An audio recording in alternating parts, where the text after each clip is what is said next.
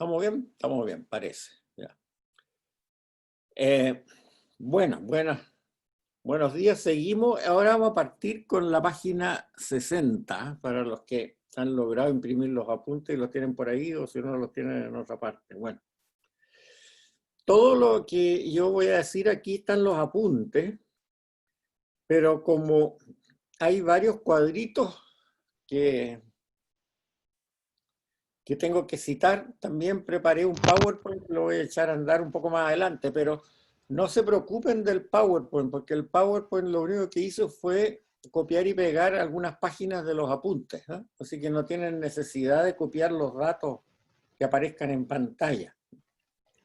Nos corresponde ahora ver el asunto de los evangelios sinópticos, que se llaman. Los evangelios sinópticos o los escritos de la gran iglesia, que también se llaman así de una forma bastante rimbombante, y se llaman así porque están dirigidos a la iglesia en general, la iglesia universal, pudiéramos decir así, no es como las cartas de Pablo, que eran cartas privadas hacia comunidades específicas con los problemas que tenían. Aquí es una cosa abierta. Aunque sin embargo siempre tenemos que tener en consideración el objetivo que tuvo cada uno de estos evangelistas para escribir el evangelio, pero son escritos universales. Ahora, aquí en este grupo se juntan los tres evangelios sinópticos, son tres, el de Marcos, Mateo y Lucas, San Marcos, San Mateo y San Lucas. Y además también se incluye en este grupo el libro de los hechos de los apóstoles de San Lucas, que viene a continuación de los evangelios en nuestras Biblias, que en realidad es la segunda parte del evangelio de San Lucas, como lo vamos a ver cuando veamos ese evangelio en particular. El evangelio de San Lucas y el libro de los hechos de los apóstoles en realidad es el mismo libro que está dividido en dos partes. Bien, ¿por qué se llaman sinópticos estos evangelios? Es porque tienen más o menos el mismo desarrollo, se pueden poner en paralelo. Pero ¿cuál es la razón que se escriben estos evangelios? Ya estamos en una época, pensemos en torno al año 60 más o menos, en que los testigos presenciales del Señor empiezan a morir. Ahora, esto trae por consecuencia que la tradición oral con la cual se transmitió el mensaje del Señor, haya que ponerla por escrito para que no pase como el cuento del teléfono, que a medida que va repitiéndose y repitiendo se vaya distorsionando. Hasta esta época, salvo el caso de San Pablo, y seguramente debe haber habido a lo mejor algún otro caso cuyos documentos se perdieron, acuérdense que los documentos aquí estaban hechos sobre elementos que son orgánicos, o sea, ya sea papiro, que es vegetal, o pergamino, que es de origen animal, y eso se descompone y desaparece. Puede haber habido algún documento que se nos desapareció, eso no hay que dejarlo de lado. Pero en general se predicó tradición oral, porque la gente que sabía leer y la gente que sabía escribir era muy poca nomás. El Señor de hecho predicó oralmente, no dejó nada por escrito. Y bueno, los discípulos que escucharon al Señor también predicaron en forma oral. Nadie escribió nada, excepto San Pablo, pero que eran cartas personales. También San Pablo predicó oralmente, como lo decíamos en las clases anteriores, y de esa predicación oral nadie tomó nota. Entonces lo que nos quedó fueron estas cartas que respondían dudas y problemas planteadas por la comunidad solamente. Ahora, la tradición oral es algo distinto que la tradición escrita, y eso tenemos que tenerlo un poco claro. Porque se transmite el mensaje, en este caso de Jesús, pero también, o sea, la tradición de Jesús es la que se transmite por la tradición oral, pero también se transmite la tradición sobre Jesús. Porque cuando alguien predica oralmente sobre el mensaje de una cierta persona, pensemos en el caso de Jesús, aquí en lo concreto, el Señor, él transmite y predica lo que le llamó la atención de la predicación original. Y eso no necesariamente es lo mismo para cada predicador. O sea, cuando San Pedro predicaba, por ejemplo, para hacer un ejemplo bien algunos ejemplos concretos, él predicaba lo que más le había llamado la atención de la predicación del Señor. Y cuando a lo mejor San Mateo predicaba, él también predicaba lo que más le había llamado la atención sobre la predicación del Señor, pero no necesariamente cada tópico que predicaba uno iba a ser el mismo tópico que predicaba el otro. Porque a San Pedro le puede haber llamado mucho la atención cierto aspecto, cierta anécdota, podríamos decir así, de la predicación del Señor. Y además, y puede ser que San Mateo en ese momento ya estaba distraído y no tomó nota de eso, y cuando predicó, San Mateo predicó otras anécdotas de la predicación del Señor. Entonces, en la tradición oral, no solamente se capta la tradición del personaje, que en este caso sería el Señor, ¿no es cierto?, Jesús de Nazaret, sino también se capta la tradición sobre el Señor, de acuerdo a lo que cada testigo encontró o le nació, como decimos nosotros, como lo más importante. Por eso que tenemos 4 evangelios, ¿no? Y menos mal que tenemos 4 y nadie se le ocurrió convertirlos en uno solo o podarlos, digamos, ¿no? Porque nos dan enfoques a lo mejor distintos del mismo personaje, en este caso del Señor, y que son complementarios. Y son muy interesantes que así sea. 4 evangelios distintos, perfecto, maravilloso. La otra cosa que hay que tener clara cuando se habla de la tradición oral, en este caso nosotros tenemos que el Señor era un predicador oral, porque no escribió nada, itinerante. Itinerante durante los, suponemos, 3 años de vida pública, que más o menos puede haber sido eso.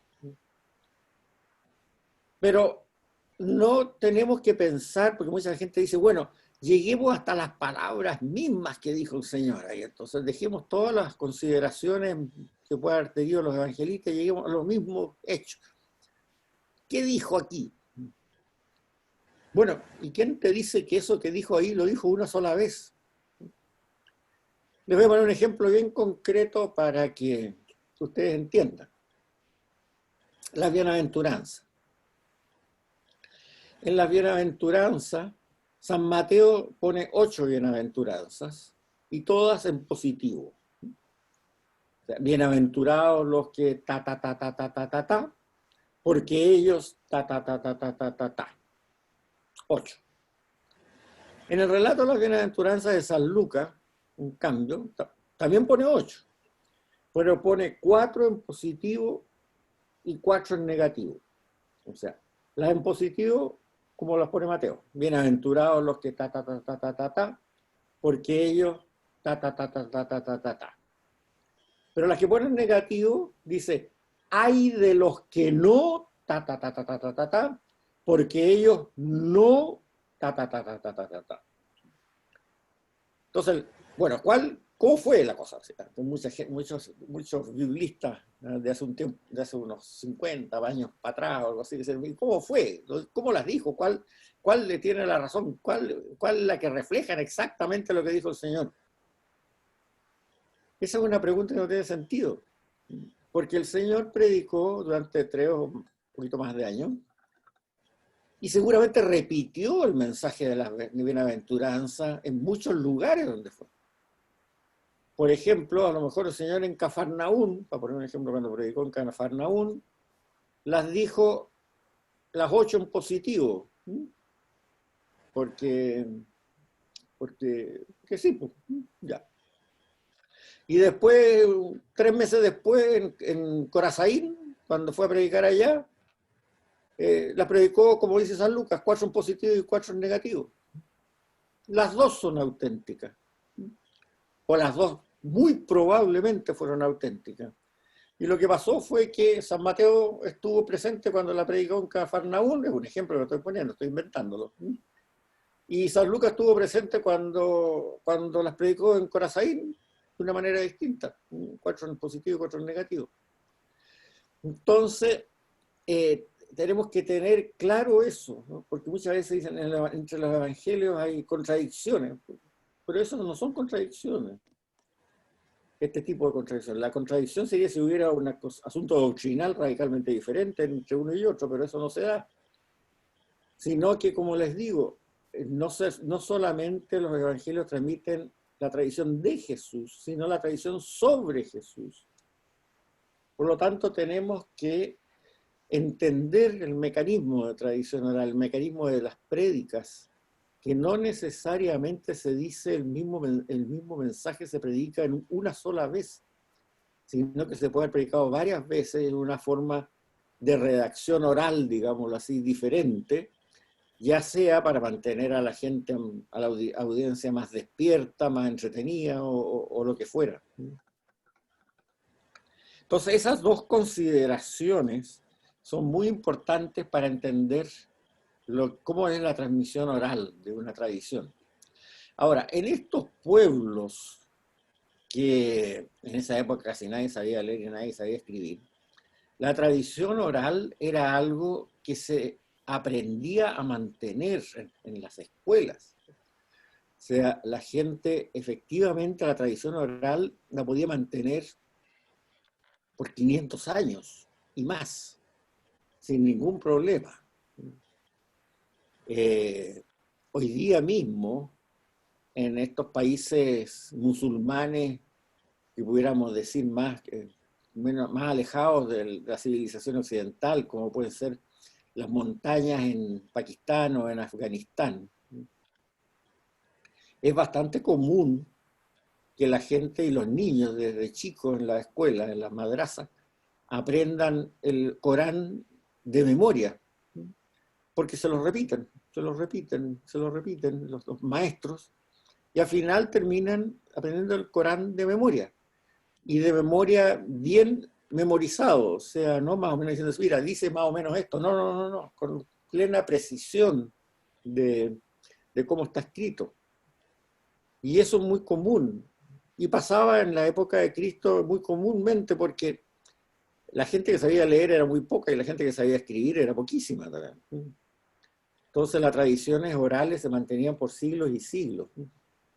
Incluso en países con mucha historia, hasta 70 años todavía se usaba, a pesar de que la gente sabía leer y escribir sin ningún problema, porque las tradiciones pesaban mucho y se aprendían. Yo les voy a contar una historia real que me pasó a mí, digamos. Cuando yo tenía 6 años, mi familia vivimos en Barcelona, en la casa de mi abuela materna, ya mucho tiempo, o sea, un año. Y ahí vivía también la hermana mayor de mi abuelita, mi tía abuela, que era muy viejita en esa época, no sé qué edad haber tenido, yo tenía 6 años, la veía horrorosamente vieja, por supuesto. Y ella contaba con toda naturalidad, como si hubiera sido ayer, la historia de su tatarabuela o algo así, que debe haber sido en esa época entonces mi tatarabuela, digamos, de cuánto sufrió cuando era niña, cuando las tropas de Napoleón invadieron Cataluña en el año 1808. Y lo relataba como si hubiera sido ayer, con todo lujo de detalle. En una casa que en esa época este personaje, la tatarabuela de ella, vivía en Gerona, casa que ya no existía, digamos, o sea que no es que ella la hubiera visto, ¿no? Sino que, bueno, en ese momento, a lo mejor de niña la había visto, pero en ese momento no. O sea, ella recordaba y relataba un hecho, fíjense bien, como si fuera ayer, que había ocurrido antes de la independencia de Chile. Yo creo que nadie se recuerda de esas cosas hacia atrás en Chile en este momento, porque hemos perdido la tradición. Pero hace que 70 años atrás, en Cataluña se recordaba lo que había pasado cuando las tropas de Napoleón habían invadido Cataluña en el año 1809, antes de nuestra independencia. O sea, la tradición oral es algo que dura mucho. Ahora se ha perdido porque se ha perdido toda tradición en general. No sé si ustedes leyeron la charla que yo di el 2018 y que se las mandé la semana pasada por mail. Léanla, porque hay un diagnóstico que hice en esa época y no le cambiaría ni una coma sobre todo lo que está pasando ahora. ¿Cuáles son en realidad nuestros problemas? Se las mandé, acuérdense, el domingo pasado. Péguenle una miradita y me la comentan. Algunos la han mirado y se me han comentado, pero son pocos. Ojalá fueran más. Bien, sigamos. Entonces, eso es más o menos la tradición oral.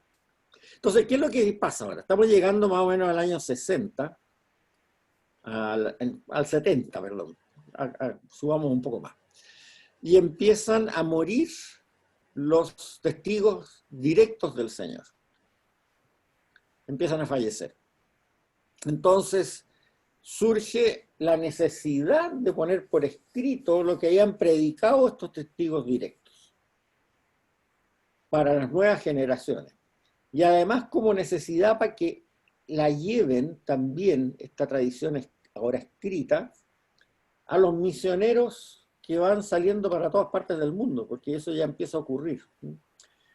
Les voy a contar algo que la arqueología ha descubierto. Se han encontrado en China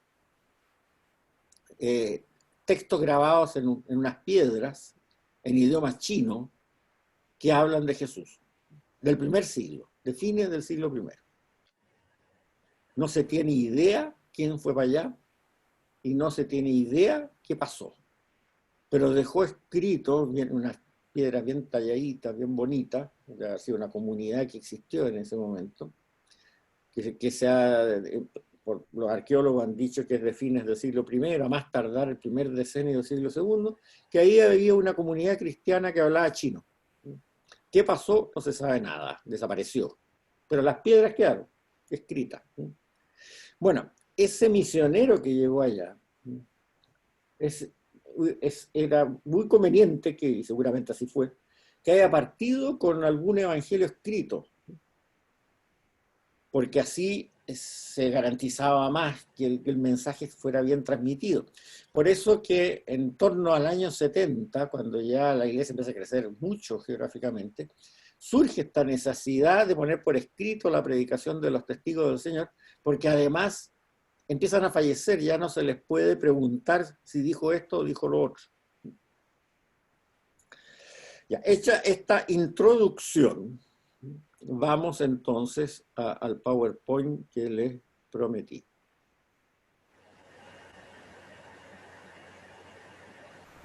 Aquí. Ya. ¿Lo ven todos? Sí. Perfecto. ¿Lo ven? Levanten la manito si lo ven. Sí, se ve perfecto. Sí. Ya. Bien, entonces vamos a esto. La primera lámina ya se las di, así que no se las voy a dar de nuevo, ¿no? Pero vamos un poco a esto. ¿Por qué se llaman evangelios sinópticos? Se llaman evangelios sinópticos. Todo esto está en el apunte escrito, yo lo saqué de ahí, o sea que no es necesario que tomen nota de lo que está en la pantalla, sino que es para guiarse nomás. El evangelio de San Marcos es el más antiguo de los tres. Marcos es más antiguo que Mateo y Lucas. En orden van de escritura Marcos, Mateo y Lucas. Eso se sabe por razones arqueológicas, por los relatos históricos que presenta, el contexto en que representa la predicación del Señor. Se supone que no sabía el destino final de Jerusalén. Ese es un poco uno de los grandes. O si lo sabía, estaba recién ocurriendo, entonces no era un hecho todavía asimilado. Y además, los otros dos siguen el mismo orden del Evangelio de Marcos. En cambio, el Evangelio de San Juan no. Es un orden totalmente diferente. Y el orden es más o menos el que se ve acá, ¿no? Preparación del ministerio, la predicación en Galilea, una subida a Jerusalén y pasión y resurrección. Ese es el esquema que propone Marco y que siguen tanto Mateo como Lucas. Si ustedes se fijan, Mateo y Lucas agregan un relato de la niñez del Señor, que no aparece en Marcos. En la preparación del ministerio, en Marcos empieza el capítulo 1, versículo 1. En cambio, tanto en Mateo como Lucas, en la preparación del ministerio empieza en capítulo 3, versículo 1. Agregan al principio 2 capítulos sobre la infancia, el relato de la infancia, el relato de la niñez, el relato del nacimiento, qué sé yo, que Marcos no lo tiene. Pero de ahí para adelante siguen igual. Ministerio en Galilea, una ida a Jerusalén para la pasión y después pasión y resurrección. En cambio, el Evangelio de San Juan relata al menos 3 idas a Jerusalén, idas y vueltas. Va de Galilea a Jerusalén en San Juan y de Jerusalén vuelve a Galilea 2 veces y al final la pasión y resurrección. Por eso es que el Evangelio de San Juan se trata aparte, no junto con los sinópticos. Ahora llegamos a la parte más interesante. Fíjense bien. A ver, vamos a agrandar esto. Vamos a hacer un... ¿Dónde está esta cosa? Abajo en modo de presentación, Sí, Juan Ignacio. Abajo, aquí, al lado ahí. derecho. Ya. Gracias a ti. Bueno. Los versículos totales del Evangelio de Marcos son 661. Pero fíjense bien, solamente tiene 26 versículos exclusivos, que es menos del 4%, y 635 versículos que están incluidos en Mateo o en Lucas. No es de extrañar que por esta razón del Evangelio de Marcos es el que hay menos copias antiguas. Porque muchos copistas se deben haber preguntado ¿para qué copiarlo? Cosa que es bastante aburrido copiar manuscritos. Acuérdense que el escribano tenía además que fabricar el papel y fabricar la tinta, o sea, no era fácil el trabajo. Entonces, ¿para qué copiarlo si el 96% de todos los versículos están en Mateo y en Lucas?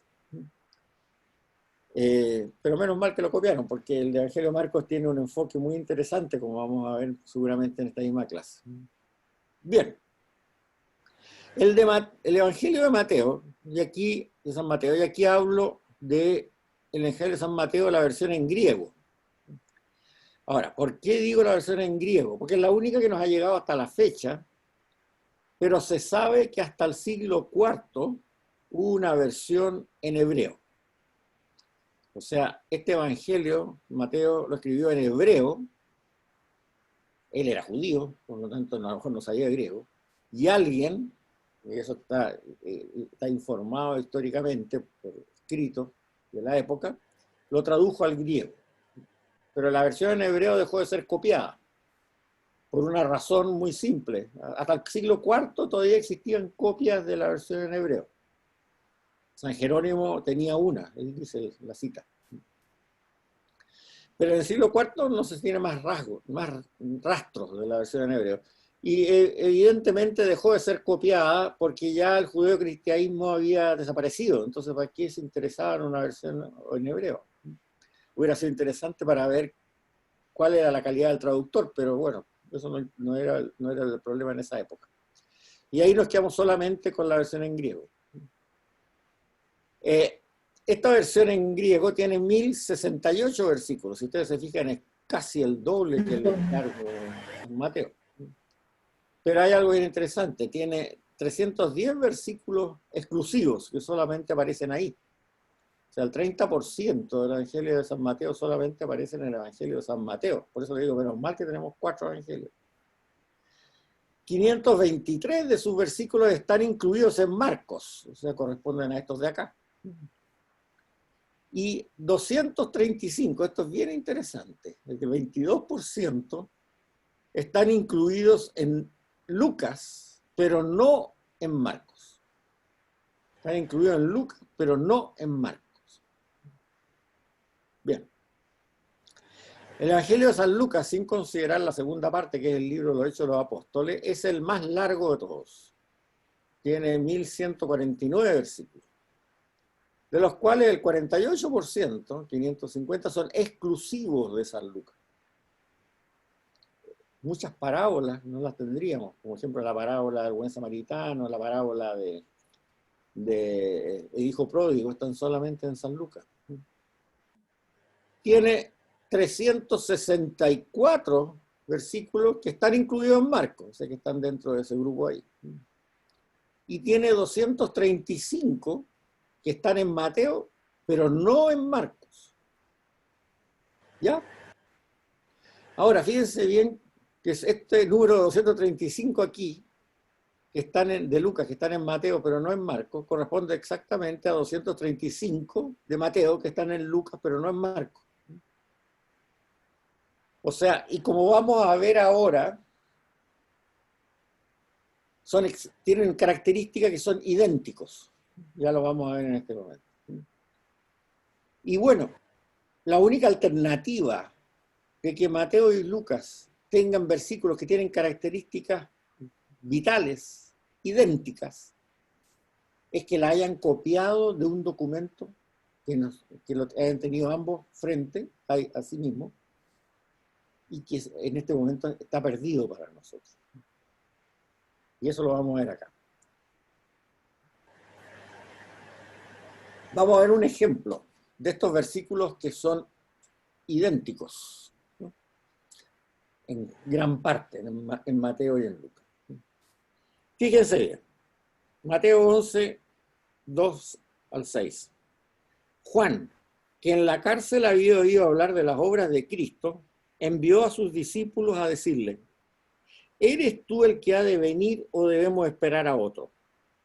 Jesús les respondió: id y contad a Juan lo que oís y veis. Los ciegos ven, los cojos andan, los leprosos quedan limpios y los sordos oyen.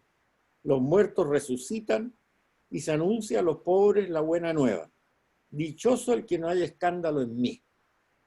Ya, veamos cómo lo cuenta San Lucas ahora. Sus discípulos, los de Juan Bautista se refiere, llevaron a Juan todas estas noticias. Entonces él, llamando a 2 de ellos, los envió a decir al Señor: ¿eres tú el que ha de venir o debemos esperar a otro?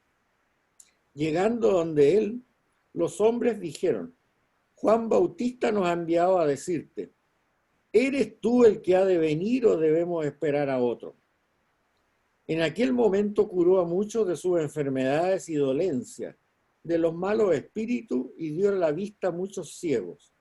Y le respondió: id y contad a Juan lo que oís y veis. Los ciegos ven, los cojos andan, los leprosos quedan limpios y los sordos oyen.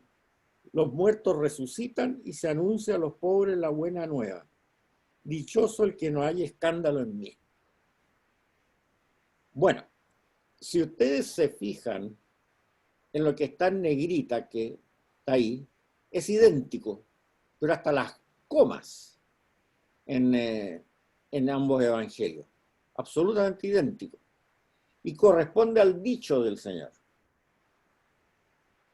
Ahora, eso ocurre decíamos, 235 versículos exactamente igual. Entonces, la única manera que San Mateo y San Lucas hayan coincidido en 235 versículos, en la parte del dicho del Señor en forma exacta hasta las comas, la única manera se puede explicar solamente porque ambos hayan tenido frente a sí, cuando escribieron el Evangelio, un documento con los dichos del Señor. Y a ese documento con los dichos del Señor, cada uno le agregó el relato, el contexto. En el caso de Mateo, ¿no es cierto?, es Juan, que en la cárcel había oído hablar de las cosas de Cristo, envió a sus discípulos a decirle. Y después, y Jesús le respondió. En el caso de Lucas, sus discípulos llevaron a Juan todas estas noticias. Entonces él, llamando a dos de ellos, los envió a decir al Señor. Y después, llegando donde estos hombres dijeron, Juan Bautista nos ha enviado a decirte. En aquel momento el Señor curó a muchos de su enfermedad y dolencias, los malos espíritus, y dio vista a muchos ciegos. Y por eso les respondió. O sea, si ustedes se fijan, el texto del dicho del Señor es idéntico. Y el contexto lo pone cada evangelista. Entonces, de ahí, a alguien se le ocurrió la brillante idea, hace más o menos a fines del siglo XIX, de juntar todo y analizar por todos los versículos de los originales griegos, de los textos más antiguos griegos, donde ocurría que coincidiera exactamente estos dichos del Señor en forma exacta en los evangelios de Mateo y Lucas, y además que no estuvieran en Marcos. Porque si estaban también en Marcos, bueno, Marcos quiere decir que era la fuente de estos dichos, y Mateo y Lucas lo copiaron, ¿no? Y le agregaron un entorno, un contexto. Pero no, estos están idénticos en Mateo y en Lucas, pero no están en Marcos, estos dichos. Entonces la única manera es que hubiera un segundo documento que fuera la fuente de estos evangelios, además de Marcos, porque Marcos era claro que Mateo y Lucas, cuando escribieron sus evangelios, tenían una copia de Marcos delante de su escritorio.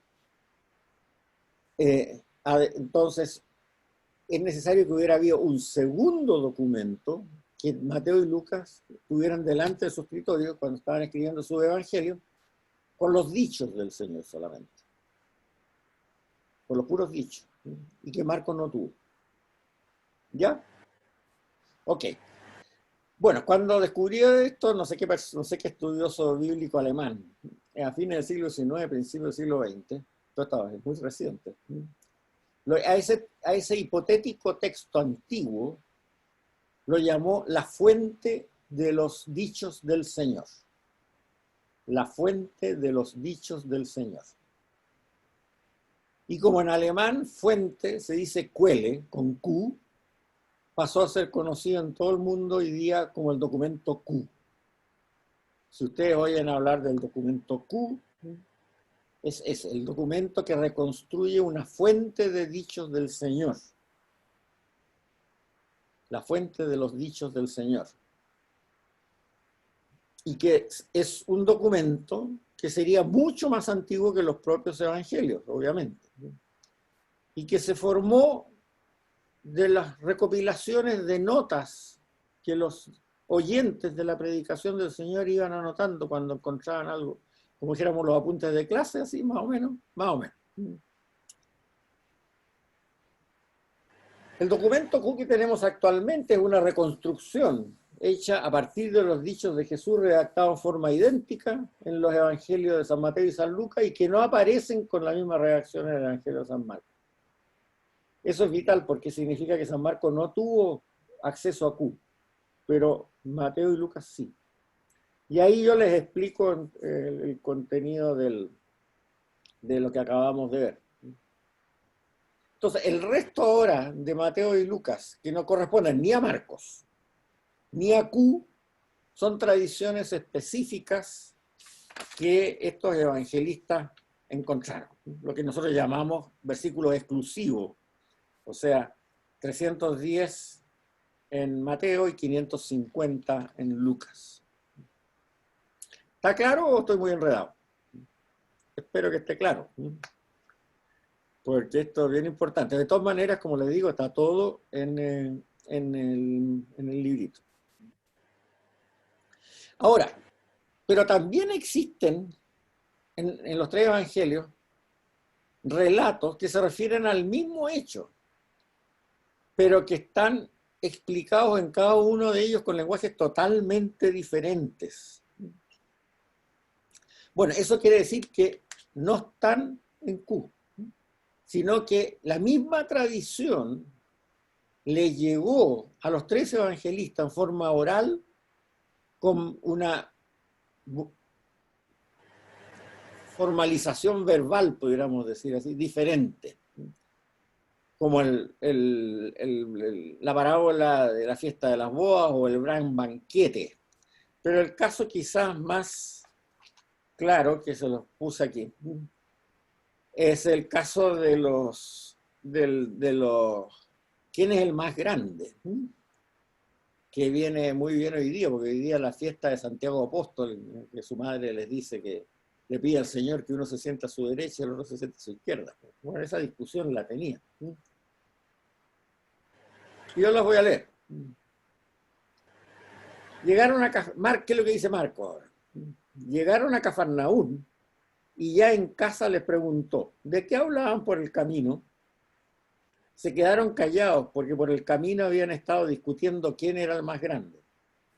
Se sentó, llamó a los 12 y les dijo, el que quiera ser el primero, que se haga el último y servidor de todos. Después llamó a un niño, lo colocó en medio de ellos, lo acarició y dijo, quien reciba a uno de estos niños en mi nombre, a mí me recibe. Quien me recibe a mí, no es a mí quien recibe, sino al que me envió. ¿Ya? San Mateo cuenta la misma historia, pero con palabras distintas. En aquel tiempo los discípulos se acercaron a Jesús y le preguntaron, ¿quién es el más grande en el reino de los cielos?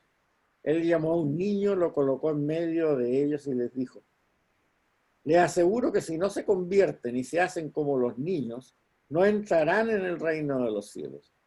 El que se haga más pequeño como este niño, este es el más grande en el reino de los cielos. Y el que recibe en mi nombre a uno de estos niños, a mí me recibe. Y San Lucas tiene una descripción un poco más breve de esto. Surgió una discusión entre ellos sobre quién era el más grande. Jesús, sabiendo lo que pensaban, se acercó a un niño, lo colocó junto a sí y les dijo, quien recibe a este niño en mi nombre, a mí me recibe. Y quien me recibe a mí, recibe al que me envió. El más pequeño de todos ustedes, ese es el mayor. Bueno, esto evidentemente no viene de Q, porque el relato del dicho del Señor, si bien dice exactamente la misma idea en los 3 evangelios, la dice en una forma radicalmente distinta en cada uno de los evangelios. Entonces, estos son tradiciones orales que le llegaron independiente a cada evangelista y quien las transcribió de la forma en que las recordaban, pero son tradiciones propias. Bueno, esto, la segunda frase que está aquí es bien interesante, la primera también. Marcos y Q se basan en tradiciones orales o escritos comunes para cada uno de ellos. Es lo más antiguo. Y Q, ¿cómo se generó Q?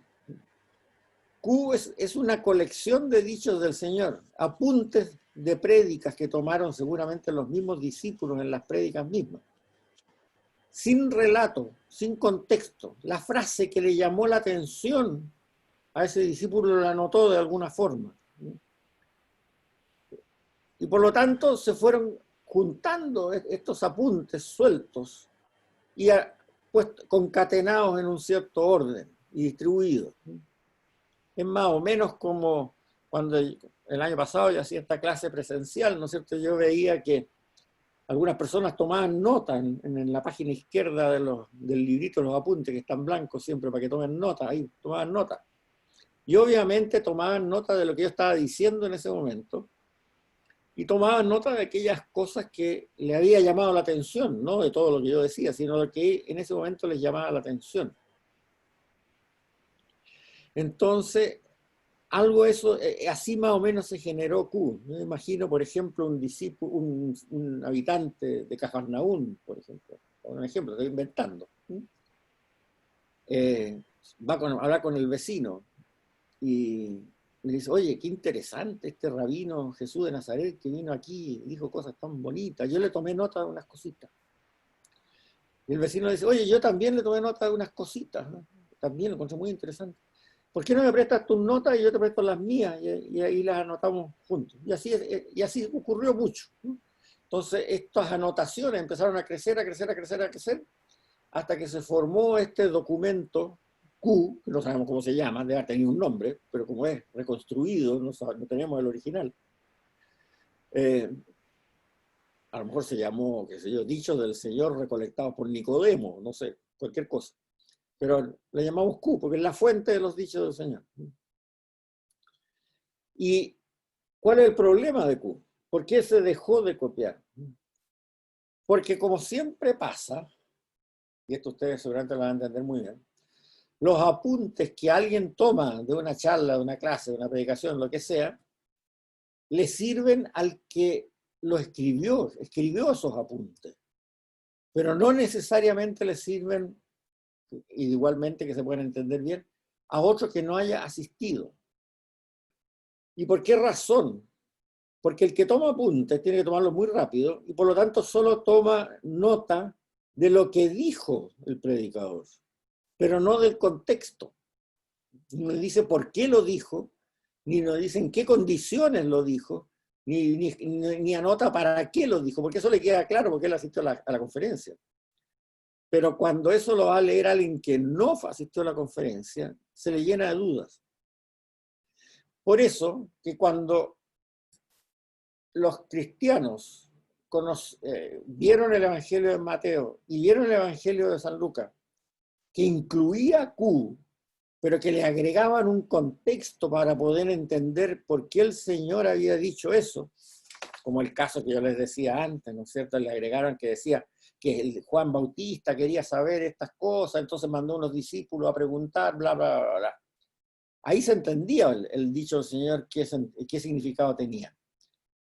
Entonces, cuando los discípulos ya del año 70 o más 80 se dieron cuenta de que todo lo que decía Q ya estaba en estos dos evangelios y mucho mejor explicado porque se le habría agregado el contexto de aquellos que fueron testigos de esto, dejaron de copiar Q. Se dejó de copiar Q. ¿Para qué lo vamos a copiar? Es caro, latero copiar. Hay que hacer papel, tinta, copiar, estar un mes escribiendo, revisando que lo copie bien, que hacer otras cosas. Bueno, y cuando los ratones se comieron la última copia que existía de Q, 100 años después, desapareció Q. Esa es la razón. Al dejarse de copiarse, esos documentos morían. En 100 años ya morían. Salvo que fueran muy bien guardados en vasijas selladas, en el desierto donde no hay humedad, qué sé yo, como fue los casos de los documentos de Qumran. Pero eso es otra historia. Entonces aquí tenemos más o menos cómo se generó esto. Partimos de que había al principio tradición oral y resúmenes escritos. A ver, déjenme apagar todas estas. Ya, ahí sí. Había tradición oral y resúmenes escritos. O sea, el maestro Jesús predicó oralmente y los discípulos testigos predicaban oralmente. Y empezaron a haber unos resúmenes escritos de dichos del Señor fundamentalmente, o dichos de algún apóstol que se lo han perdido todo. De ahí salió el Evangelio de Marcos, directamente de esta tradición oral, en que lo escribió en griego, que es la misma copia que tenemos nosotros hasta la fecha. Y salió Q, que tiene que haber estado en griego, porque al final, cuando ya era Q, o sea, cuando estos apuntes ya se hayan distribuido de una forma consensuada, digamos, y masivamente. Tiene que haber estado en griego, porque si no, no hubieran coincidido Mateo y Lucas. Cuando la copia que recibieron Mateo y Lucas y copiaron Q para que quedara exactamente igual, quiere decir que ambos copiaron en el mismo idioma. Y como Lucas escribió en griego directamente, Q tiene que haber estado en ese momento ya en griego, traducido al griego. Pero también pasó que esta tradición oral y resúmenes escritos, Mateo escribió en hebreo su versión inicial del Evangelio. pero que no la tenemos. Que hubieron copias hasta el año 400, pero nosotros no la tenemos. Y alguien, como vamos a ver cuando veamos el Evangelio de Mateo en directo, la tradujo al griego. Y ese que la tradujo al griego fue el que le introdujo los relatos de Q. Porque si, no puede haber una flecha de Q en griego a Mateo en hebreo, porque entonces no coincidiría con Lucas, que está en griego. Es lo mismo que si nosotros tenemos, por ejemplo, una traducción de Neruda, ¿no?, hecha por un australiano al inglés, y la misma traducción de Neruda hecha por un norteamericano, otra traducción de Neruda hecha por norteamericano al inglés, las dos traducciones no van a coincidir palabra por palabra, porque el australiano y el norteamericano usarán modismos distintos. Entonces, para que coincidan en forma exacta entre la parte de Q y se pueda deducir Q entre Mateo y Lucas, quiere decir que la versión que tenían aquí ya estaba en griego, tanto del Evangelio de Mateo como de Q. Y ahí salió el Evangelio de Lucas en griego, y ahí salió el Evangelio de Mateo en griego, que es el que tenemos. Pero aquí hay otra flechita. Hay un Evangelio de Tomás, de que seguramente es de fines del siglo I, pero del cual, en griego, pero del cual tenemos solamente media página. O sea, es bien poco lo que tenemos. Media página ha sobrevivido en los tiempos los ratones, los hongos y todo lo demás. Pero eso demuestra que existe. Y eso es lo interesante. Porque este Evangelio de Tomás, en griego, tiene la misma forma de Q. Son dichos, colecciones de dichos del Señor. Pero media página, 2 dichos nomás, nada más. Pero existe. Entonces, ¿para qué nos sirve? Bueno, y los 2 dichos que dice el Evangelio de Tomás son exactamente muy parecidos a los que ya tenemos en el otro Evangelio. O sea, no nos aporta nada nuevo como contenido, pero nos aporta algo nuevo por la forma. Porque quiere decir que efectivamente Q puede haber existido como un evangelio propio también, que no sabemos cómo se llamaba, pero pues lo hemos reconstituido. Porque era común, este Evangelio de Tomás, de media página, que existieran colecciones de dichos del Señor, porque este Evangelio de Tomás es una colección de dichos, tiene el mismo formato que Q, exactamente igual. Solo que tenemos media página y 2 dichos, ¿no? Pero nos ha llegado una traducción de él al idioma copto. Y esta está completa. El copto es el idioma que hablaban los egipcios en el siglo, desde la época de Alejandro Magno en adelante.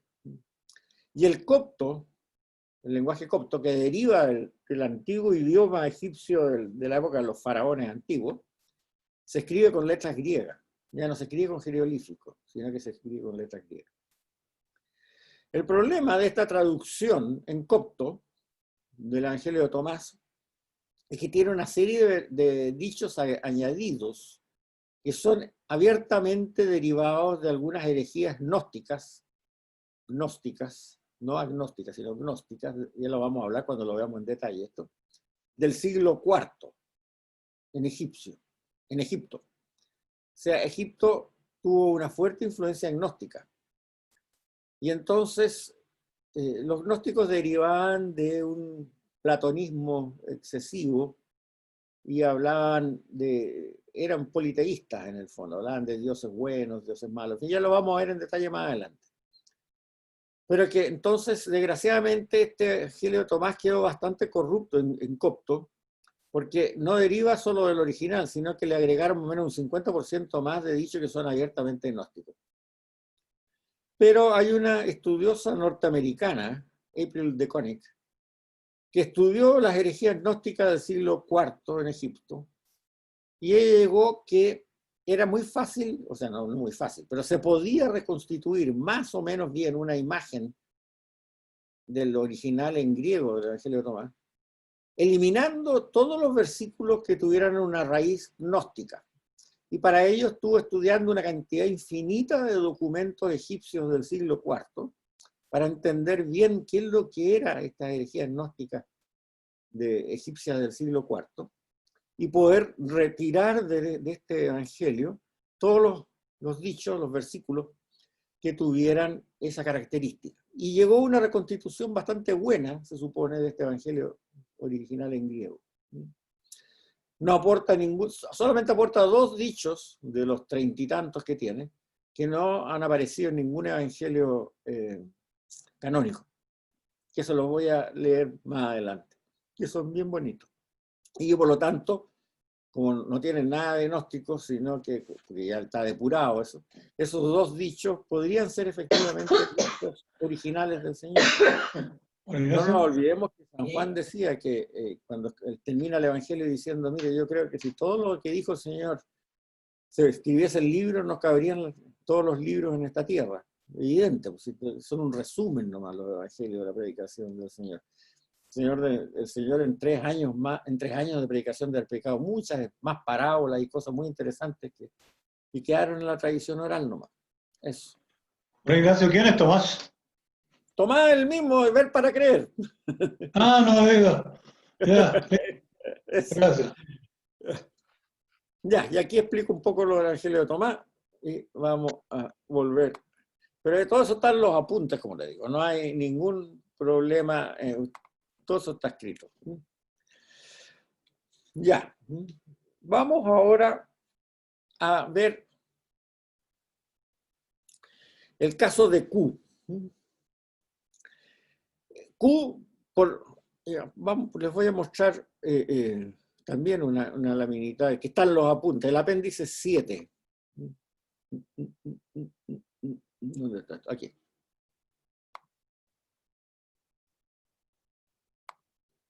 Este es el apéndice 7 de los apuntes que ustedes tienen. Y aquí yo puse, como dijéramos, el índice de Q. Ustedes ya les dije que eran 235 versículos, qué sé yo, bla, bla, bla, bla, y aquí está cada uno de los relatos. Por ejemplo, aquí, Q6:31, la regla de oro. Mateo 7, versículo 12, Lucas 6:31. Cuando se enumeran los versículos de Q reconstituido, se usa el lugar donde está en el Evangelio de Lucas. Ese, ya lo vamos a ver después por qué.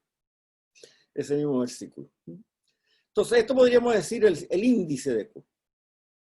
Si ustedes se fijan, ahí están los 235 versículos que son todos estos relatos. Ahora, esto está en el apéndice 7, pero yo les recomendaría que leyeran Q, porque es muy interesante, porque uno se da cuenta del tema real que estaba viviendo en ese momento y de la parte más primitiva de la predicación de Jesús. Dicen que Q es tan antiguo, que no tiene el relato de la pasión. No tiene el relato de la pasión. No hay ningún versículo de Q en el relato de la pasión. O sea, quiere decir que efectivamente fueron notas que fueron tomando los oyentes a mano de lo que decían, no se lo aprendieron de memoria y lo copiaron después. Pero tiene que haber sido muy, muy, muy al momento mismo para que efectivamente Mateo y Lucas no tuvieran versiones distintas. Ahora, yo les digo, léanlo, no se preocupen, está resuelto. Con la gripe siguiente a la de las cartas de Pablo, ustedes se acuerdan, también reconstituí Q. Empecé a copiar y pegar, copiar y pegar, copiar y pegar, copiar y pegar, sacando cada versículo de ahí, y generé un documento, un texto que se los voy a enviar mañana junto con esta clase, con lo que dice esta clase. Es un documento muy chiquitito porque no son muchas páginas.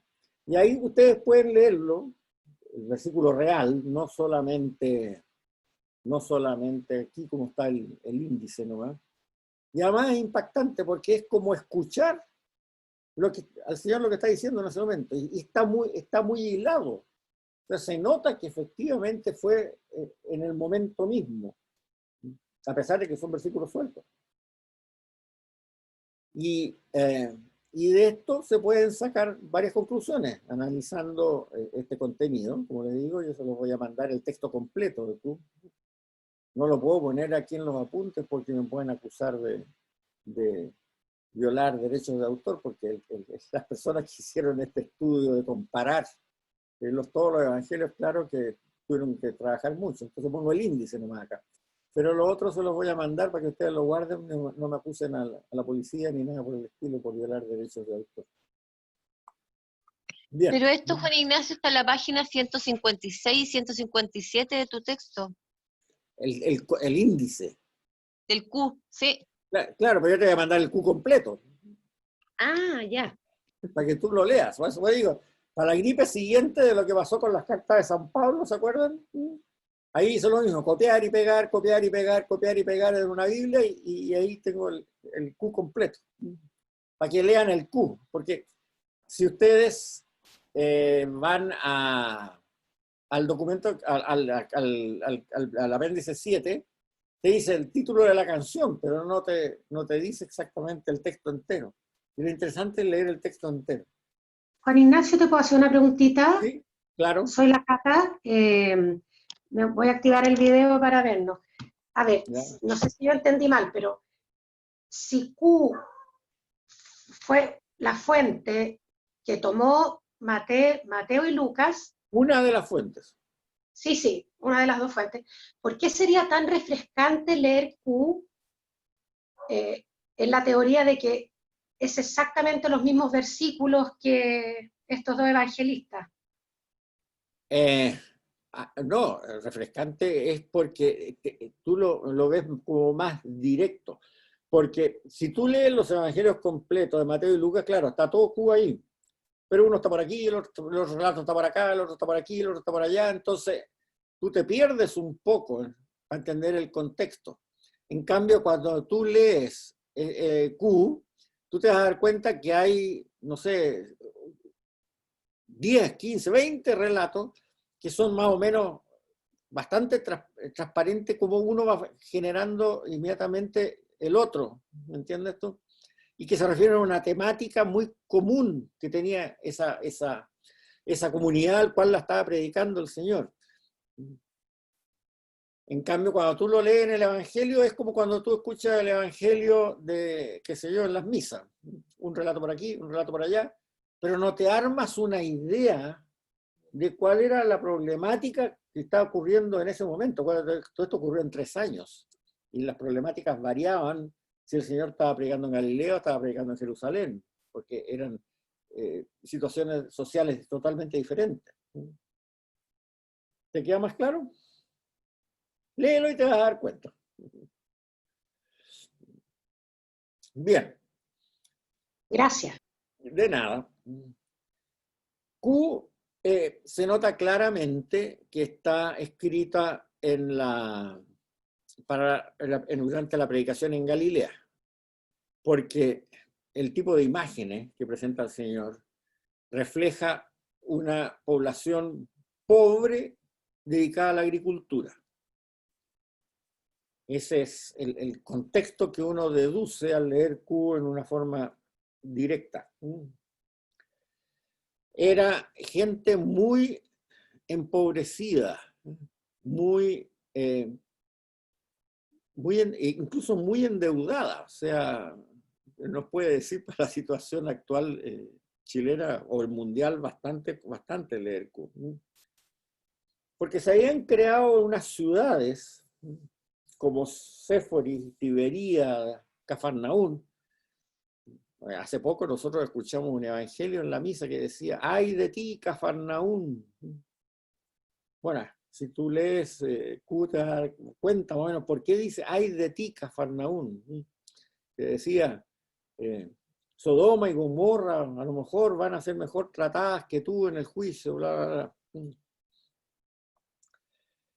Porque en el entorno de estas ciudades más grandes, que eran muy ricas, se había creado todo un anillo de campesinos que apenas tenían para la subsistencia. Y también se había creado una fuerte migración de gente que había fracasado en el campo, que ya no podía mantener la subsistencia y lo había tenido que vender, y haya tenido que emigrar a las ciudades. Entonces, la predicación del Señor, del reino de Dios, que está cerca de ustedes o en medio de ustedes, era algo que les daba una esperanza fuerte, una esperanza, sobre todo esperanza, como decía Pablo.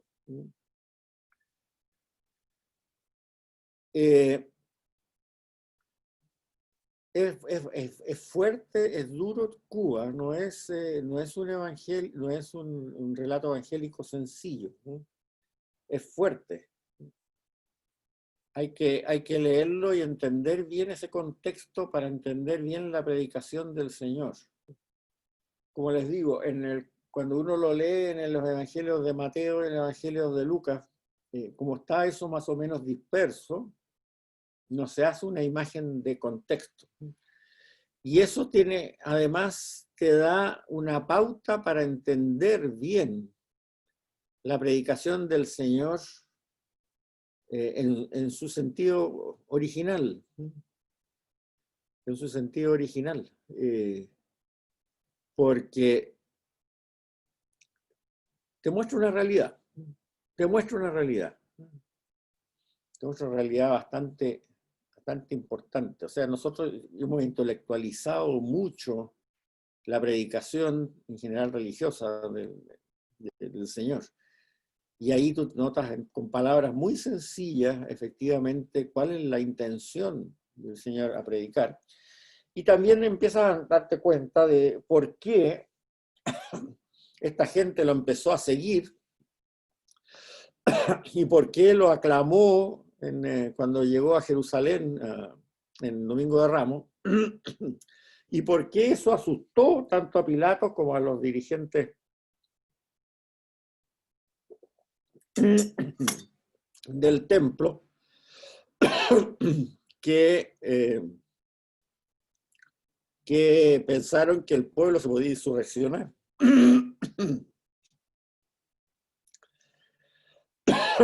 Bien, como les digo, les voy a dar para que lo lean. Vamos ahora un poco al Evangelio de Tomás, de esos dos dichos.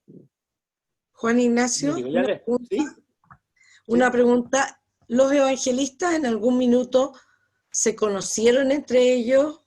¿Se sabe dónde estaban físicamente? ¿Pudieron cotejar parte de su escrito? A ver, que se conocieron, sí. Ya. Que estaban juntos cuando los escribieron, no. Eso está claro, porque cada uno había salido a predicar una parte distinta. A una parte distinta. Ahora, es evidente que Mateo y Juan eran de los 12. Lucas es un historiador, ya lo vamos a ver cuando veamos su evangelio. Marcos fue siempre el secretario de San Pedro, como también lo vamos a ver en un rato más, que escribió lo que Pedro predicaba, pero en épocas distintas y en lugares totalmente diferentes. O sea, por ejemplo, Mateo lo escribió seguramente en Antioquía o una cosa así, y Lucas lo más probable es que lo haya escrito en Roma, y con 3 o 4 años de diferencia. Y Marcos lo escribió antes del año 70, un poquito antes, y Mateo y Lucas son muy posteriores al año 70, del año 80, por ahí. Ok, gracias. Bien, vamos a estas dos sentencias del caso del Evangelio de Tomás que no aparecen en los evangelios canónicos, que son muy interesantes. El dicho número 17, esto está en la nota que tienen ustedes en alguna página, una nota al pie de página. El dicho número 17 dice, dijo Jesús, os entregaré lo que el ojo no ha visto, ni lo que el oído ha escuchado, ni lo que la mano ha tocado, ni que lo que ha subido al corazón del hombre. Eso ustedes lo han escuchado, pero no aparece en ningún evangelio. Lo cita San Pablo. Ni el ojo vio, ni el oído escuchó, ni la imaginación, a lo que les tiene preparado el Señor en su reino. Pero lo curioso de esto, que entre el ojo, el oído ni el corazón del hombre coinciden perfectamente San Pablo y Tomás. Pero Tomás tiene uno más, que dice, ni lo que la mano ha tocado. No os entregaré lo que ni el ojo ha visto, ni lo que el oído ha escuchado, ni lo que la mano ha tocado, ni lo que ha subido el corazón del hombre. Bueno, eso de la mano ha tocado lo acusa al tiro como el autor. Porque Tomás fue el que dijo, si no meto la mano en la herida, si no meto la mano en la herida, no voy a creer. Entonces, ahí está clarito, digamos, de dónde viene la tradición. Yo no estoy diciendo que lo haya escrito a manopla Santo Tomás, pero está claro que alguien recogió la predicación de Tomás ahí, porque el pobre Tomás, cada vez que se miraba la mano, le había sentido urticaria, más o menos, por decir, mira lo que me pasó por decir esto. Es curioso, San Pablo no pone lo de la mano. En cambio, aquí en el Evangelio de Tomás sí pone lo de la mano. Ese es un dicho. Como les digo, uno es reconocido esto, pero no está en los Evangelios, este dicho, está en las cartas de San Pablo. Quiere decir que era una tradición que circulaba, efectivamente el Señor lo debe haber dicho. Y Tomás le agregó lo de la mano. En la otra, una parábola simpática. El reino del Padre se parece a una mujer que llevaba un cántaro de harina durante un largo camino. El asa del cántaro se rompió y la harina se escurría detrás sobre el camino. Ella no lo advertía y no se apenaba, no lo advertía y no se apenaba. Al llegar a la casa, puso el cántaro en el suelo y lo encontró vacío. Dicho 97. Bueno, esta parábola hay que entenderla bien, y puede ser del Señor. El reino del Padre se parece a una mujer que llevaba un cántaro de harina en un largo camino. O sea, la mujer fue a comprar harina al pueblo, puso el cántaro sobre la cabeza y se fue caminando, salía ahí, pensando en cualquier cosa.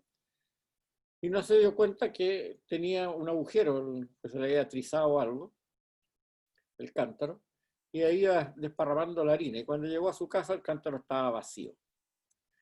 Lo que está diciendo aquí es que este viaje de la mujer, desde la compra de la harina hasta que llega a su casa, es la vida de una persona.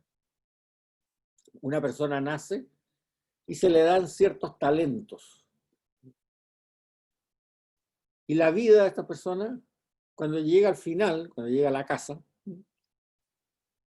el dueño de la casa o la persona que mandó a estas personas a comprar harina le dice, bueno, ¿dónde está la harina? Pues si te mandé a comprar harina, me traes el cántaro vacío. O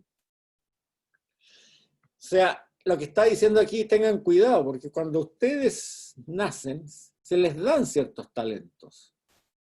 Y esos talentos tienen que llegar al final para que se pueda, al final de la vida, para que se pueda efectivamente utilizar esa harina.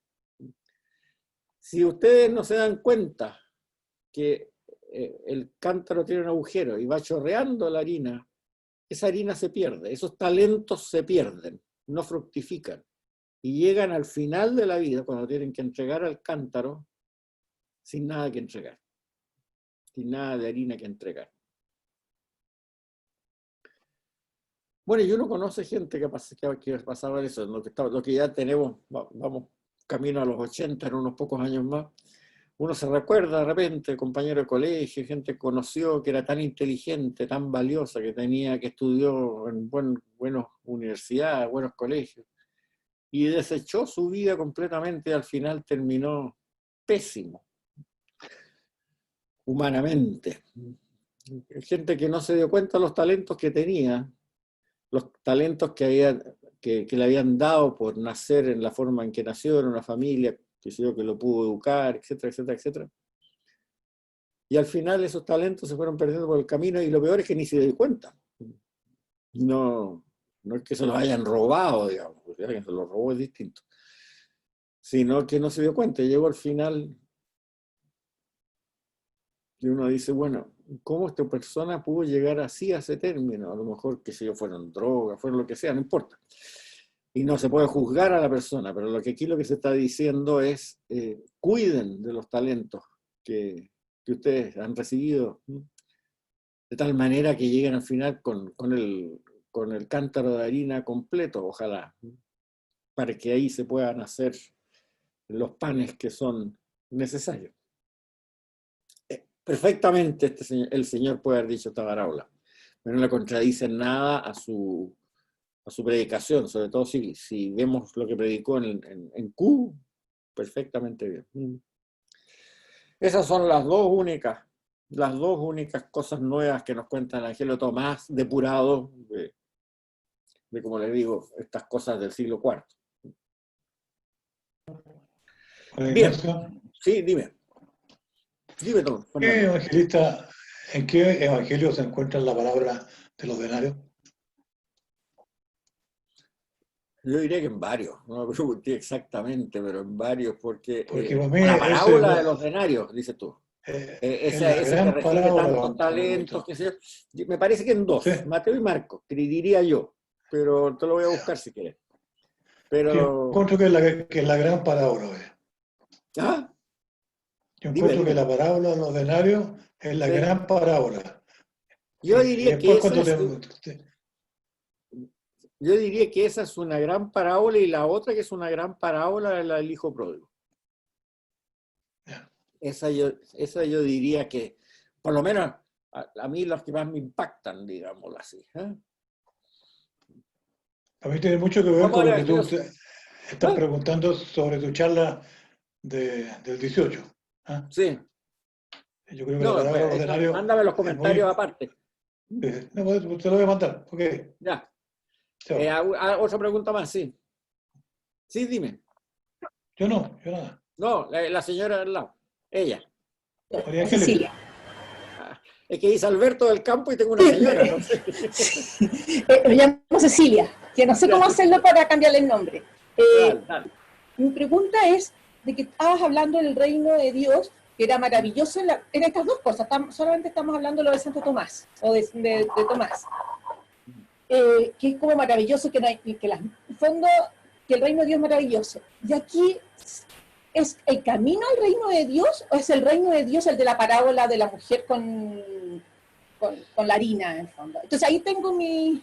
No es el camino al reino de Dios. Ahí está diciendo una persona que debió haber en su camino, desde el nacimiento, que es la tienda donde compró la harina, hasta su muerte, que es llegar a la casa, que con esos talentos debió haber construido el reino de Dios. Y sin embargo los perdió sin darse cuenta. En la tierra. En la tierra, claro. Pero lo otro está hablando también en la tierra, o está hablando el concepto del reino de Dios como el Estado, como el cielo en cierta medida. En general, cuando habla del reino de Dios en medio de nosotros, habla siempre en la tierra. Ya, eso es lo que yo quería confirmar. Muchas gracias. De nada. Vamos al Evangelio de San Marcos ahora. Juan Ignacio, cortito, sí. Disculpa, muy cortito, que me gustaría entender, gracias. Cuando tú pones unas notas que dice aquí en el Evangelio, o sea, cuando estás comentando Tomás, y entre paréntesis dice, sentencias 17 y 97, y hay un 60 chiquitito. Ese 60, ¿a dónde voy? Déjame ver. En la página. Mira, en la página 60. ¿Qué página estás? Página 65, la primera línea, porque aparentemente no redactas aquí el tema de Tomás, entonces nos dices que vayamos al numerito 60 para estos dos textos de Tomás, pero no sé a dónde encuentro ese 60. Espérate, el 60 está en la página 65, abajo. Es el pie de página. Al pie de página. Ya, ok, esa era la pregunta. Ya. Muy bien, gracias. De nada. Vamos al Evangelio de San Marcos. La historia del Evangelio de San Marcos la tenemos sumamente clara. Por una razón muy simple. Hay un autor de principios del siglo II, Papías, se llama, que era obispo en Hierápolis, que escribió una historia de la iglesia a principios del siglo II. Desgraciadamente esa historia se ha perdido, pero fue tan citada por otros autores de mediados del siglo II que conocemos por lo menos hartas cosas bien interesantes que escribió Papías. Es una pena que se haya perdido, pero muchas cosas de lo que escribió Papías en su Historia de la Iglesia, como le digo, de principios del siglo II, o sea que es muy antigua, las tenemos por las citas que hacen otros autores inmediatamente posteriores.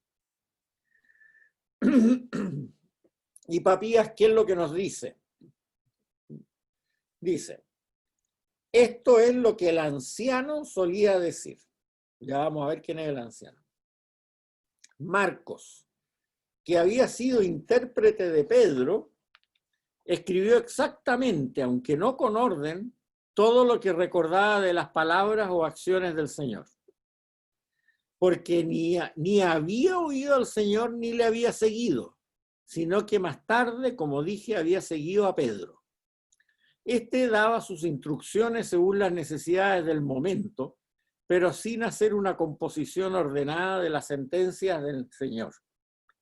Así en nada faltó Marcos poniendo por escrito alguna de aquellas cosas como las recordaba.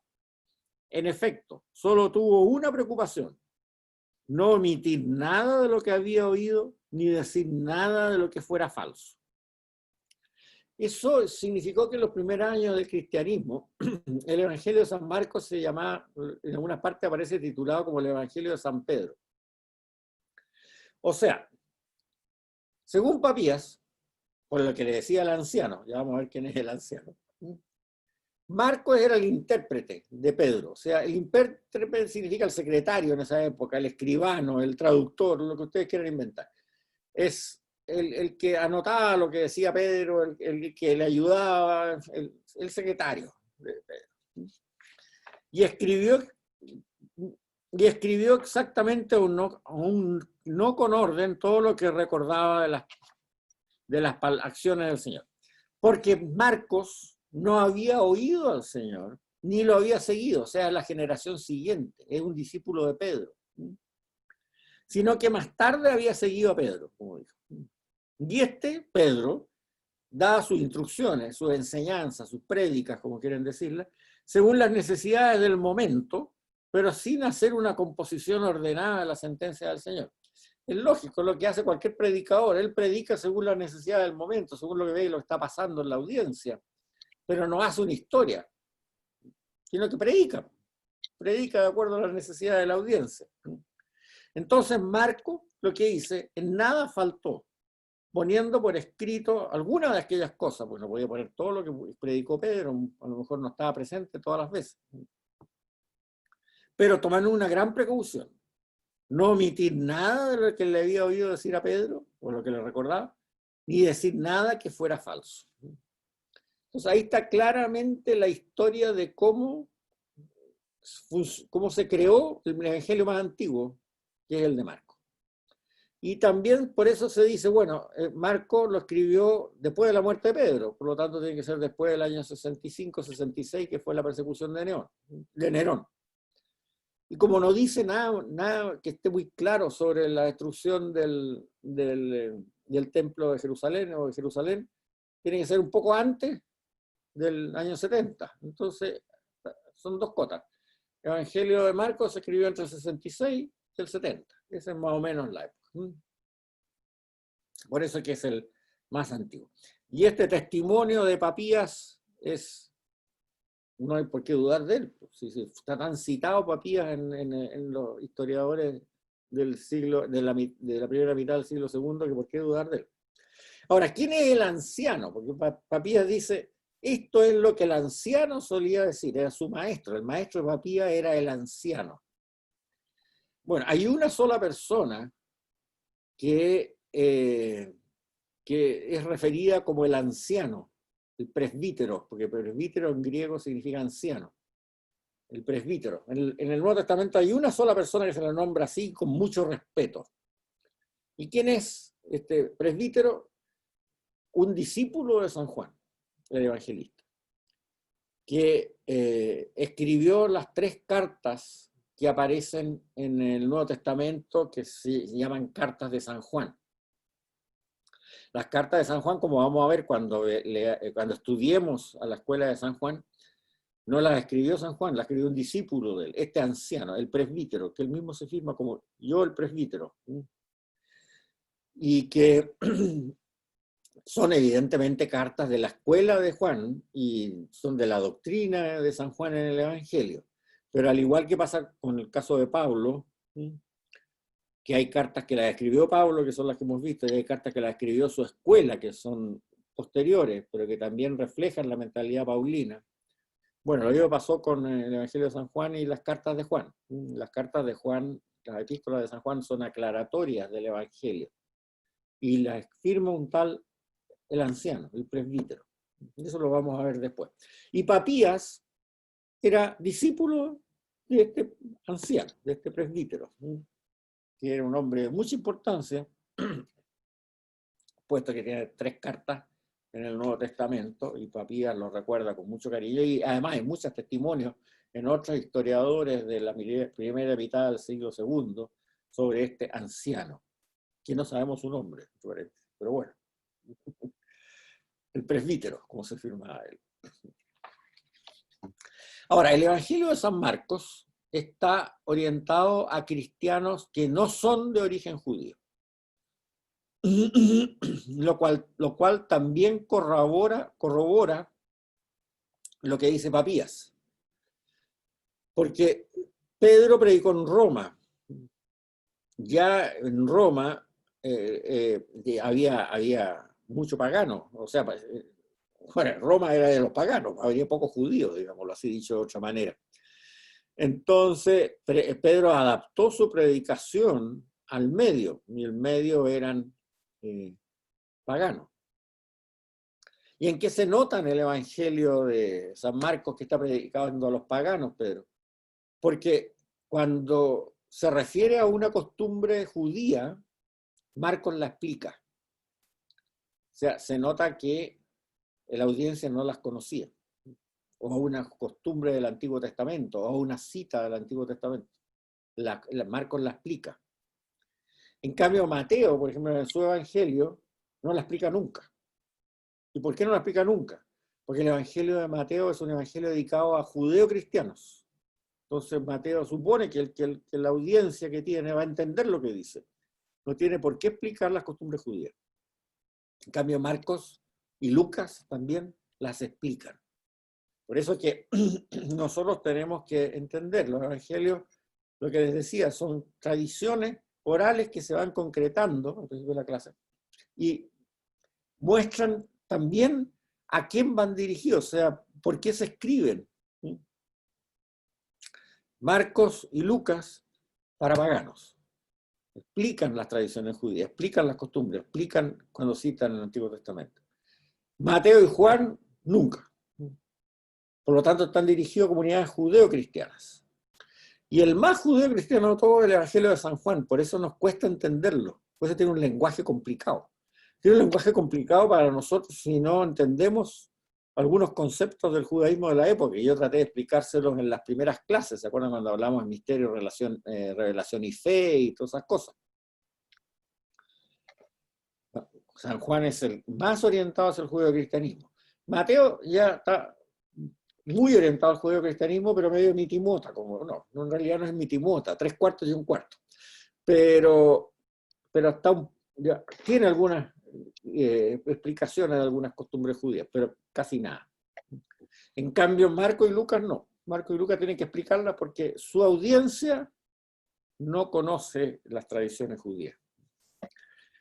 Por lo tanto, este evangelio es evidente que está hecho para cristianos de origen pagano, y por lo tanto se piensa en Roma. Y también se piensa en Roma porque tiene, a pesar que está escrito en griego, tiene algunos latinismos que se escapan por ahí. Por lo tanto, es muy probable que haya sido escrito en Roma. Ahora, San Marcos no es una biografía lo que quiso escribir, sino un evangelio, vale decir, un relato de la vida de Cristo y de la predicación de Cristo para transmitir su mensaje. Entonces hay muchos aspectos que a lo mejor alguien que hubiera escrito una biografía, como en el sentido moderno, le podría haber interesado poner, pero que Marcos no lo pone porque en ese sentido no es copuchento, sino lo que le interesa es ese mensaje que se transmita a través de lo que el Señor predicó y a través de su vida. Por eso que el género literario no es biográfico. Se dice que Marcos inventó el género literario del Evangelio, y eso es cierto, eso es cierto. Es un género literario propio, es una predicación oral puesta por escrito, entendiendo la predicación oral lo que dijo y lo que hizo el Señor, sus dichos y hechos que reflejan su mensaje. Aquí les voy a... ¿Cuánto me faltan? 3 minutos, sí, me da.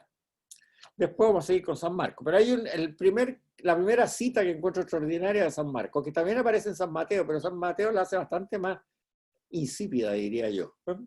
Es el caso de la mujer con hemorragia. Se las leo. Había una mujer que llevaba 12 años padeciendo de hemorragia. Había sufrido mucho en manos de médicos y se había gastado toda su fortuna sin mejorar y al contrario había empeorado. Para los que se quejan de que la medicina es cara hoy día en todo el mundo, ya pueden ver que en el siglo I era exactamente igual. Había sufrido mucho en manos de médicos, se había gastado toda su fortuna sin mejorar y al contrario había empeorado. Oyendo hablar de Jesús, se mezcló en el gentío y por detrás le tocó el manto. Porque pensaba, con solo tocar el manto me sanaré. Al instante desapareció la hemorragia y sintió en su cuerpo que estaba sanada. Jesús, consciente de que una fuerza había salido de él, se volvió entre la gente y preguntó, ¿quién me ha tocado el manto? Los discípulos le decían, ¿ves que la gente te está apretujando y preguntas quién te ha tocado el manto? O sea, es una pregunta, imagínense ustedes cuando nosotros podíamos salir a las calles a fines del año pasado, que se lleva en octubre, julio, ¿no es? Y nos metíamos en el metro a las 6 de la tarde. ¿Quién me ha tocado la chaqueta? Bueno, como que no cuaja esa pregunta, ¿no es cierto? Evidentemente. Por eso que los discípulos dicen, ¿ves que la gente te está apretujando? Y tú preguntas quién te ha tocado. Él miraba alrededor para descubrir quién lo había tocado. La mujer, asustada y temblando porque sabía lo que le estaba pasando, lo que había pasado, se acercó, o sea, se había mejorado. Se acercó, se postró ante él y le confesó toda la verdad. Él le dijo, hija, tu fe te ha sanado, vete en paz y sigue sana de tu dolencia.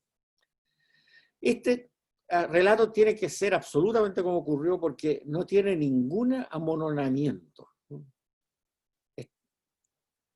O sea, va incluso hasta diciendo, pero ¿cómo puede ser? ¿Cómo puede ser que el Señor no se haya dado cuenta? O sea, esta mujer le robó el milagro. El Señor no le hizo un milagro como lo relata San Mateo en un lado. Porque los relatos normalmente de milagros son que alguien llega con un problema desesperado, ¿no es cierto? Le dice, tú me lo puedes salvar esto, tú me puedes curar de esto, tú me lo puedes resolver.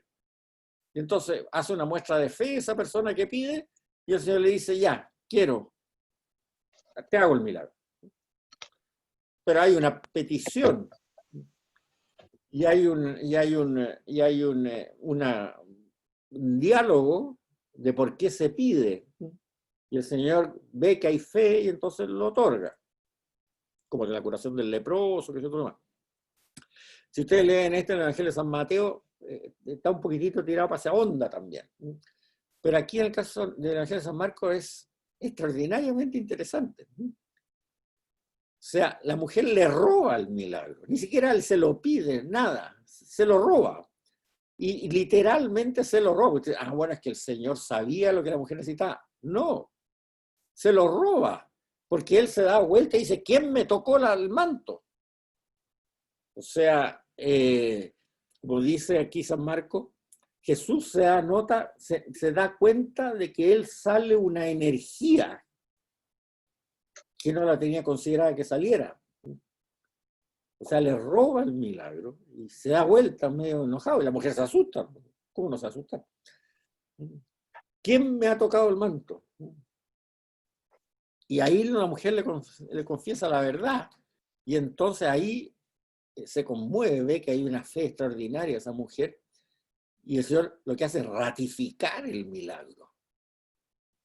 Pero lo ratifica a posteriori. Yo no sé, si hay alguien por ahí que le gustan estas cosas medio, análisis de cosas medias paranormales, yo creo que aquí hay material de sobra. Es el caso que más me ha llamado la atención. No me sé la Biblia, el Nuevo Testamento de memoria, obviamente, pero yo diría que no hay otro caso igual relatado de la misma manera, de alguien que le roba un milagro. El Señor no tiene la menor idea de lo que está pasando, reacciona como hasta incluso un poco brusco, como si alguien se atrevió a robarme este milagro, y al final ahí se conmueve por la fe y lo ratifica a posteriori. Por eso que este tipo de relatos que aparecen en Marcos, uno también se da cuenta de la antigüedad, porque lo escribió como lo oyó nomás. Ya, quedamos hasta acá. ¿Preguntillas? ¿Entendieron lo que les quise decir o no? Más o menos, estuvo muy complicado. Ya. Sí, si alguien quiere hacer una pregunta, que pregunte, ¿no? Bueno. Si no, ya saben, mándenme de todas maneras preguntas. Una pregunta. Por email, sí, dámelo. ¿Cómo se roba un milagro? Ahí tenés el ejemplo. Sí, pero me quedo así como demasiado paranormal, digamos. Sí, es medio complicado, pero como te digo, son esas cosas como reconfortantes, porque te das cuenta que efectivamente la gente que escribió esto, lo puso por escrito, no es gente que estuviera armando una especie de marketing, sino que lo escriben porque sin ellos poder explicar mucho por qué ocurrió. Pero con toda naturalidad. En todo caso es maravilloso. Es maravilloso el ejemplo. Es maravilloso, te da como más esperanza todavía en el don de la fe. Exactamente. Exactamente. Me sorprende, realmente. Ya, pues les agradezco mucho. Y como les digo, acuérdense de que si necesitan alguna pregunta, pónganle el hashtag ese gato curso NT 2020 y manden un email y lo he contestado todo. No hay ningún problema. Listo, gracias entonces. A ti, muy amable. Chao a todos.